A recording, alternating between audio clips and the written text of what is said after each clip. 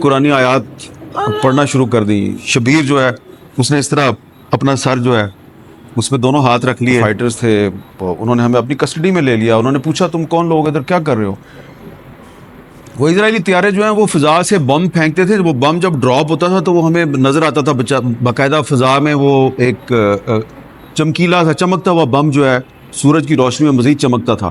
تو بم اس طرح نیچے آتا تھا اور پھر وہ جہاں گرتا تھا پھر ہم اس جگہ پہ فوکس کرتے تھے. وہاں سے تھوڑی دیر بعد دھواں نکلتا تھا. تو ہم نے کہا ہم یہ والے جو سینز ہیں ان کو ہم فلم کرنا چاہتے ہیں. انہوں نے کہا نہیں, یہ تو کوئی جرنلسٹ جو ہے وہ اس طرح کے علاقے میں کیوں آئے گا, اپنی جان خطرے میں ڈال کے, تم جاسوس لگتے ہو. انہوں نے ہمیں گرفتار کر لیا.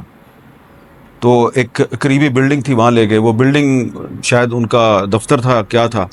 اس بلڈنگ کا جو بیسمنٹ تھا اس میں ان کا ایک جیل تھا, ایک حوالات تھی. تو انہوں نے مجھے اور شبیر کو وہاں پہ بند کر دیا. تھوڑی دیر گزری تو اسرائیلی طیاروں کی بمباری شروع ہو گئی.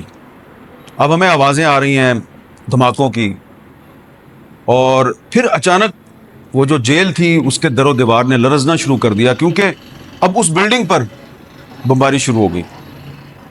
وہ جو حزب اللہ کے جو فائٹرز تھے جو باہر کھڑے تھے وہ انہوں نے چیخو پکار شروع کر دی.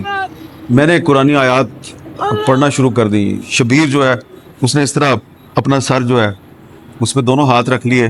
وہ اپنا سر بچا رہا تھا کیونکہ اوپر سے اب اینٹیں بھی گرنا شروع ہو گئی تھیں ہمارے اوپر. تو ان دا مین وائل جو ایک حزب اللہ کا فائٹر تھا وہ میرے قریب آیا. اس نے کہا تم کیا پڑھ رہے ہو؟ میں نے کہا میں پڑھ رہا ہوں لا الہ الا انت سبحانک انی کنت من الظالمین, یہ پڑھ رہا ہوں, یہ دعا ہے, یہ پڑھ رہا ہوں. اس نے کہا اس کا مطلب ہے تم مسلمان ہو؟ میں نے کہا پہلے بھی بتایا تھا میں پاکستان سے آیا ہوں, مسلمان ہوں. پاسپورٹ میں نے آپ کو دکھایا, اس میں میرا نام ہے وہ حامد میر ہے. تو اس نے کہا اچھا اب تو پتہ نہیں تم زندہ بچتے ہو ہم زندہ بچتے ہیں نہیں.